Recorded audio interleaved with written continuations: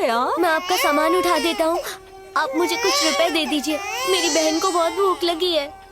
पैसों के बजाय तुमने काम मांगा, ये अदा पसंद आई। ला बच्चा मुझे दो।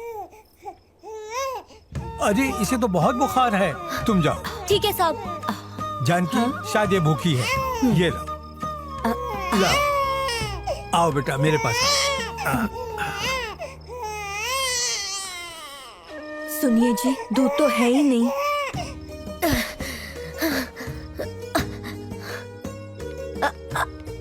अरे पागल, ट्रेन आ रही है, दिखाई नहीं देता क्या?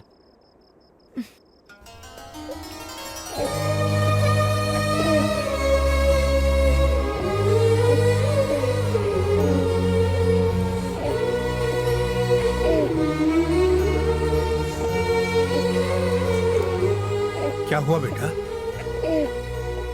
हमारा खानदान तो बहुत बड़ा है, पर किसी ने हमें नहीं अपनाया। अनजान होकर भी आप लोगों ने हमारी मदद की। बेटा, जिंदगी में बिना मतलब के ही किसी की मदद करनी चाहिए। मेरी नसीहत कभी मत भूलना।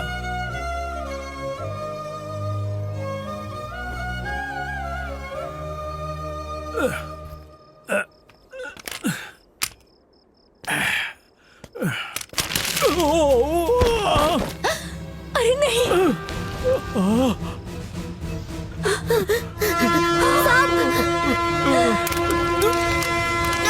उठिए उठिए।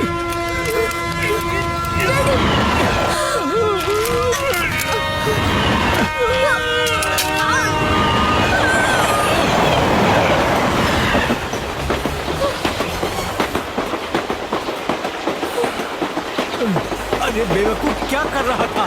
तेरी जान जा सकती थी। मुझे कुछ हो जाता तो मेरी छोटी बहन की देखभाल करने के लिए आप लोग तो है ना। मुझे इस बात का एहसास है कि जब माँ बाप का साया सर से उठ जाता है तो दुनिया में कोई सहारा नहीं बनता। आज से खुद को यतीम मत समझना।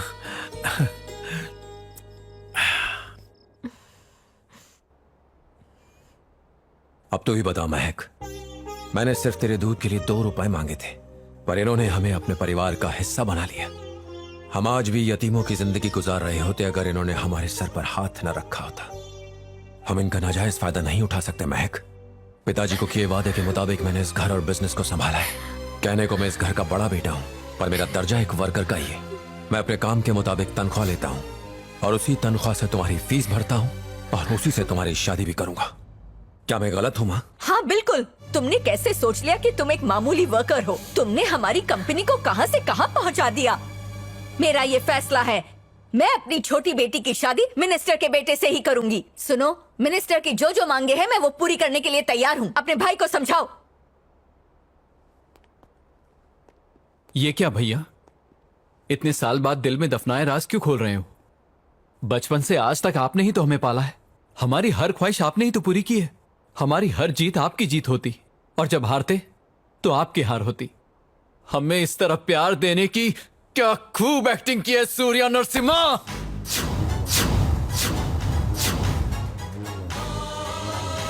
बहुत ऐश कर लिया तुमने। हमारी दौलत पे तुम्हारा कोई हक नहीं। निकल जाओ अपनी बहन को लेकर यहाँ से।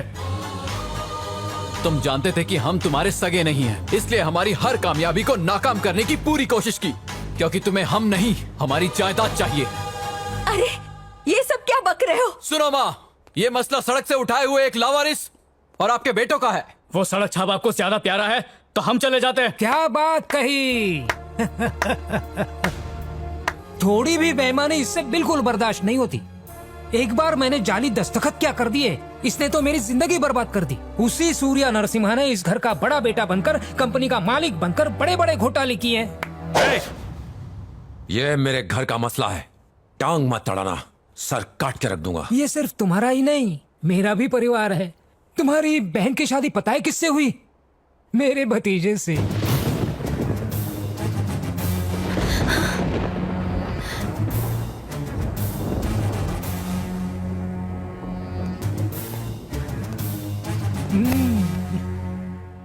जहां तुम्हें मेरी परछाई भी पसंद नहीं थी, आज वही तुम्हारे सामने सर उठा के खड़ा हूं। इसे कहते हैं साजिश। सुनो, अपनी दौलत और अपने परिवार की हिफाजत हम खुद कर सकते हैं। निकालो इसे। तो खुद जाएगा या हम धक्का देके निकालें? माँ,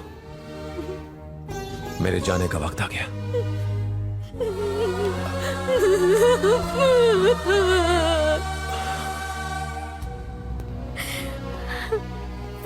भैया नहीं माँ,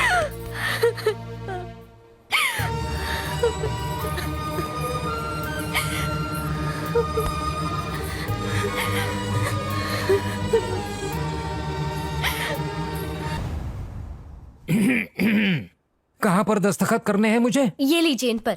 ये उन जमीनों के कागजात है जिन्हें मजदूरों को उनका अपना घर बनाने के लिए दी गई थी। क्या कहा? 500 करोड़ की जमीन मजदूरों को खैरात में दी जा रही है? जी सर। अखबार में इश्तेहार देकर जमीन के लिए टेंडर मंगवाओ। सर सूर्या जी ने तो सबसे वादा किया था वो कि... तो जाहिल था, उनके लिए पगार ही बहुत है। जमीन देकर उन्हें सर पे मत चढ़ाओ। लेकिन सर क्या... जितना कहा जाए उतना करो। अंकल के एमडी बनते ही हमें मुनाफा हो गया। थोड़ा सब्र करो, पता चलेगा। मुंह बंद कर। अब तो सच बताओ, तुम्हारे खुराफाती दिमाग में यही चल रहा है ना कि सारा पैसा फैक्ट्री में लगाओगे? फैक्ट्री के साथ उसके पूरे खानदान का वजूद भी मिटा दूंगा। आई? आंखें सिर्फ वही देखती हैं जो दिखाई देता है, लेकिन नियत किसी को दिखती है क्या? मेरा भी हिसाब वैसा ही है। सूर्या को खबर लगी ना तो तेरी कब्र खोदते उसे जरा भी देर नहीं लगेगी। क्या है? बेटी, हाँ माँ, आप यहाँ? भैया देखो तो माँ आई है। माँ कैसी हो आप? माँ, तेरी याद आई इसलिए तुझसे मिलने आ गई। याद तो मुझे भी बहुत आ रही थी आपकी, लेकिन मजबूर था। बैठिए। दोनों भाई कैसे हैं माँ? क्या कहूँ बेटा, हमें जुदा करके मंदिर जैसे घर को क्लब बना दिया है। वो बर्बादी के रास्ते पर चल पड़े हैं जहाँ से लौटना मुश्किल है। मैं उन्हें रोक नहीं पाई। रहने दे बेटा, उनकी फिक्र छोड़ दे। माँ, मैं वो घर छोड़ के जरूर आया हूँ, लेकिन मैंने अपनों को नहीं छोड़ा। मैंने उनकी बेहतरी के लिए उन पर हाथ उठाया, पर लगता है कि वो चोट उनके दिल पे लग गई। शायद इसीलिए वो मेरी इज्जत करने की बजाय मुझे अपना दुश्मन समझने लगे। आप फिक्र मत कीजिए माँ, एक दिन वो बदलेंगे। नहीं, अब मुझे वहाँ नहीं जाना, मैं तेरे पास ही रहूंगी। नहीं माँ, आपको उसी घर में रहना है। अगर आप वहाँ नहीं रहेंगे ना तो वो और ज्यादा गलत राह पे चले जाएंगे। आप समझ रहे हैं ना माँ? नमस्ते मालिक। आप सब लोग यहाँ क्या कर रहे हैं? फैक्ट्री का काम रुका हुआ होगा ना? जब से आप कंपनी छोड़कर गए हैं हमारा काम में मन ही नहीं लगता। सूर्या साहब को एमडी बनाने के लिए छोटे साहब को समझाइए ना मालकिन। मैं समझाऊं? उन्हें अपनी सच्चाई बताकर इसने गलती कर दी। अब वो खुद को भगवान समझते हैं। मुझे तो अफसोस हो रहा है कि मैंने उन्हें जन्म ही क्यों नहीं दिया। माँ, ऐसे मत बोलो, ये सब बातें बाद में होंगी। आप लोग नहीं जाइए। साहब जी, आपके कंपनी में वापस आने तक कोई भी मजदूर हरगिज काम नहीं करेगा। देखिए, एक आदमी के लिए पूरी फैक्ट्री का काम नहीं रुक सकता। और सर अगर ऐसा ही चलता रहा तो फैक्ट्री भी बिक जाएगी। पता है आपने जो जमीन मजदूरों को दी थी वो उसे बेचने जा रहे हैं। शैलू, हर मसले का कोई ना कोई हल निकल आता है। चलिए माँ।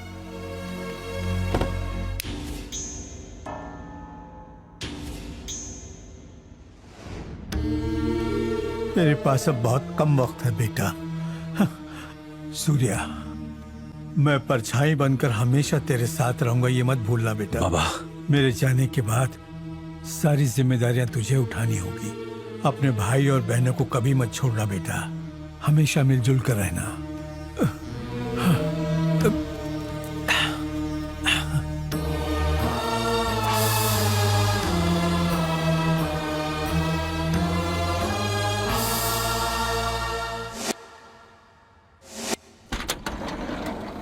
आप इस जमीन का सौदा नहीं कर सकते। ये जमीन हम सबको मकान बनाने के लिए दी गई थी। अगर ये बिकी तो हम हड़ताल करेंगे। हड़ताल करेगा? अगर एक लफ्ज और निकाला तो तेरी ही अताड़ियों से तुझे फांसी दे दूंगा।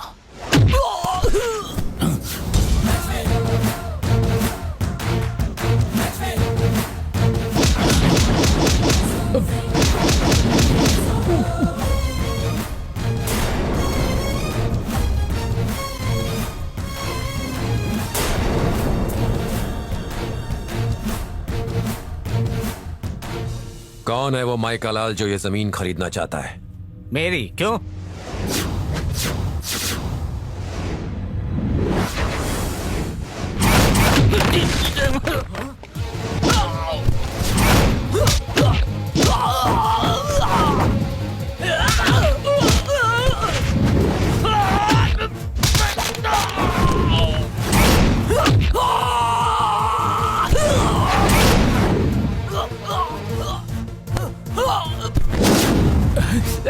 हाँ हेलो, हाँ पिताजी, मैं आ रहा हूँ।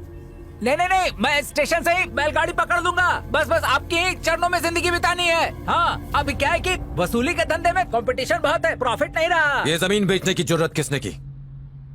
किसने की? हमने। दिए हुए दान और दी हुई जुबान को कभी वापस नहीं लिया जाता। इस गलती के लिए मैं किसी को नहीं बख्शूंगा।